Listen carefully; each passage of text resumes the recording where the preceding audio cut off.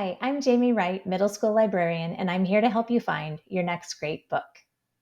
Today's episode features historical fiction books from the late 19th century. I've got some really great ones to share with you today. Words on Fire by Jennifer Nielsen is the story of Audra, who lives in Lithuania in 1893. Russian soldiers are everywhere, and they have banned Lithuanian books, culture, religion, and language since they came into power. Audra's parents are involved in a secret, and when Audra suddenly needs to flee from the family farm, they send an important package with her. If she's caught, it will almost certainly mean death. If she makes a friend, is there anyone she can truly trust? This story is based on real Lithuanian book smugglers who transported books in an effort to preserve their language and stories.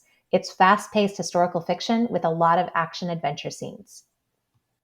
Under a Painted Sky by Stacey Lee is absolutely one of my favorite historical fiction books. I absolutely love a resourceful underdog character who attempts impossible things in spite of enormous obstacles. Love it. In this case, it's Missouri in 1849, and Samantha is a talented violin player who dreams of becoming a professional musician. A tragedy forces her to leave town, along with a friend, Anna Mae, who has escaped enslavement. They head for San Francisco along the Oregon Trail, but they disguise themselves in boys' clothes for the journey. They do not know anything about being cowboys, from riding horses to roping cattle. So when they fall in with a group of young men along the way, their attempts to hide themselves are more difficult and sometimes funny as they start to make friends. The law is chasing them, but romance and freedom are getting closer every day. The inciting incident at the beginning of this book is for more mature readers, but it sets the plot in motion. This book is a character-driven story with beautiful writing. Themes include courage, perseverance, and overcoming prejudice. Highly recommend. Some Kind of Courage by Dan Gemeinhart is about Joseph, who is 12 years old in Washington state in 1890, and he has lost both his parents.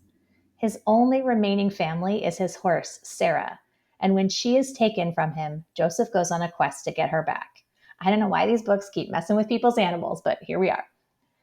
So he meets up with another boy named Aki on the road, and they don't speak each other's languages, but they work together. So they deal with the wilderness, from river rapids to grizzly bears, as well as the people they meet along the way, some of whom are kind and others are decidedly not. If you love outdoor adventure, especially the Wild West variety, this is a great choice. Prairie Lotus by Linda Sue Park is another excellent historical fiction book. In author interviews, Linda Sue Park talks about wanting to rewrite the Little House on the Prairie books with an Asian American main character. So fans of Laura Ingalls Wilder's books will recognize familiar elements in this book. Hannah lives in the Dakota Territory in 1880 with her white father. Her Chinese mother has passed away.